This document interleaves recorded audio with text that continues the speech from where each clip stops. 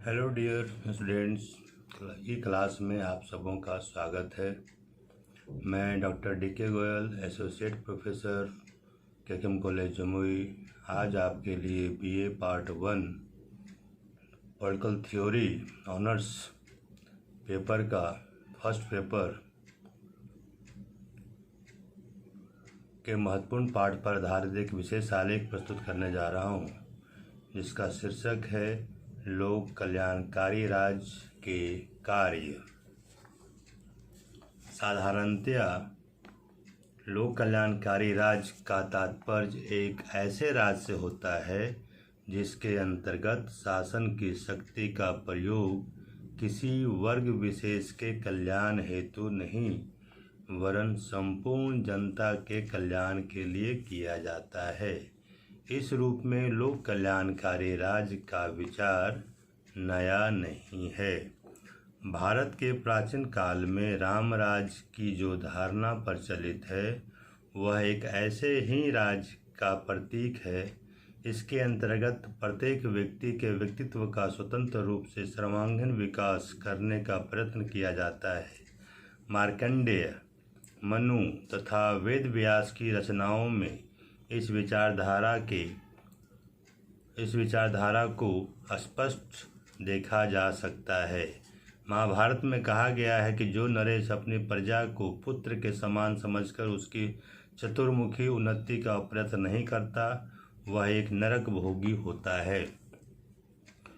लगभग इसी प्रकार की धारणा यूनान के नगर राज्यों में भी प्रचलित थी।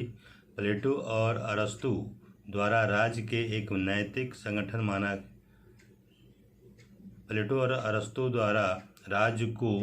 नैतिक संगठन माना गया है जिसका उद्देश्य किसी एक वर्ग के हित में नहीं वरन सभी नागरिकों के हित में काम करना है।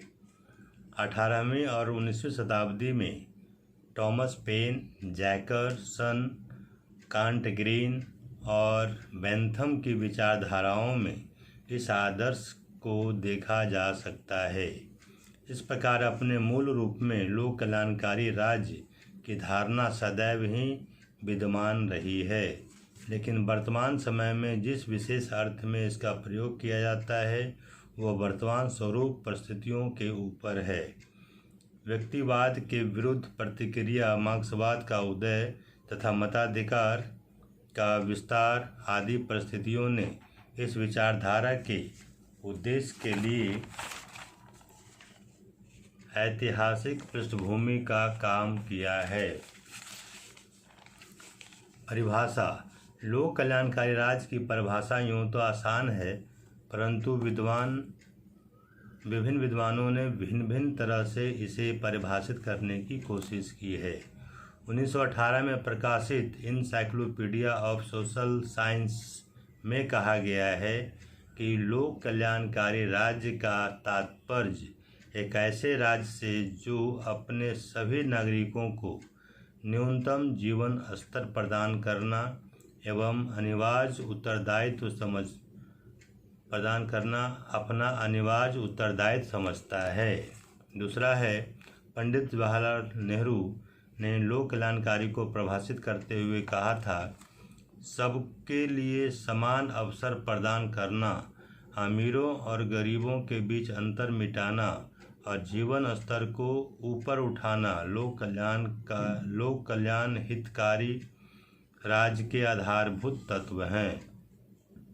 इन सभी परिभाषाओं में लोक कल्याण के आर्थिक पक्ष पर अधिक बल दिया गया है, परंतु कल्याण की धारणा भौतिक से भी संबंध है।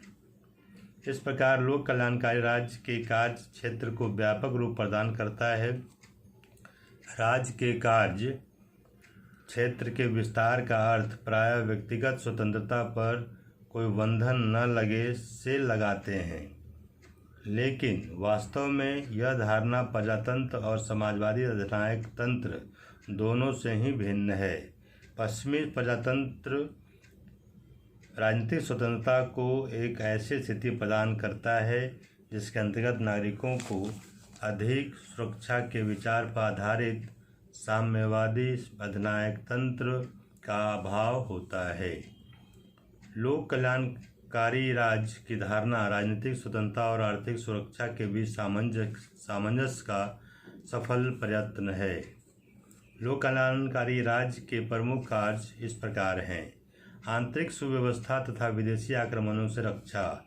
एक राज्य जब तक विदेशी आक्रमण से अपने और सम्मान की रक्षा करने की क्षमता नहीं रखता और आंतरिक शांति तथा व्यवस्था स्थापित करते हुए व्यक्तियों की जीवन की स्वतंत्रता को आश्वासन नहीं देता, उसे राज्य कहलाना योग्य नहीं माना जाता है। उसे राज्य कहलाने योग्य नहीं माना जाता है। लोक कल्याणकारी राज्य का भी यही प्रमुख उद्देश्य है। दूसरा कार्य व्यक्तियों के पारस्परिक संबंधों तथा राज्य एवं व्यक्तियों के संबंधों की व्यवस्था। राज्य के द्वारा व्यक्तियों के संबंधों को नियंत्रित करना उसका एक मौलिक कार्य है। इसके लिए राज्य कानूनों का निर्माण करता है एवं राज्य के संबंधों को नियंत्रित करना भी इसका कार्य है। यह कार्य भी राज्य के द्वारा ही किया जाता है। तीसरा कृषि उद्योग तथा व्यापार का नियम और विकास। लोक कल्याणकारी राज्य के दायित्व एक ऐसे राज्यों के द्वारा पूरे किए जा सकते हैं जो आर्थिक दृष्टि से पर्याप्त संपन्न हो। मुद्रा निर्माण, प्रमाणिक माप एवं तौल की व्यवस्था, व्यवसायों का नियम, कृषकों की सहायता, नहरों का निर्माण आदि इसके प्रमुख कार्य हैं। उपरोक्त विश्लेषण से यह स्पष्ट होता है कि नए युग में कल्याणकारी राज्य ने सभी नागरिकों के विकास को प्रमुख कार्य बना लिया है। इस लोक कल्याणकारी राज्य में आर्थिक समानताओं और राजनीतिक स्वतंत्रताओं का अद्भुत सामंजस्य देखने को मिलता है।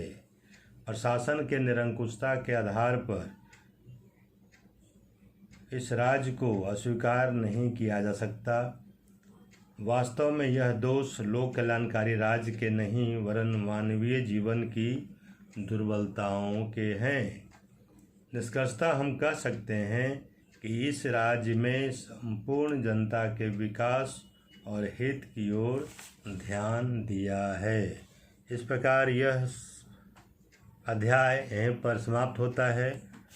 धन्यवाद।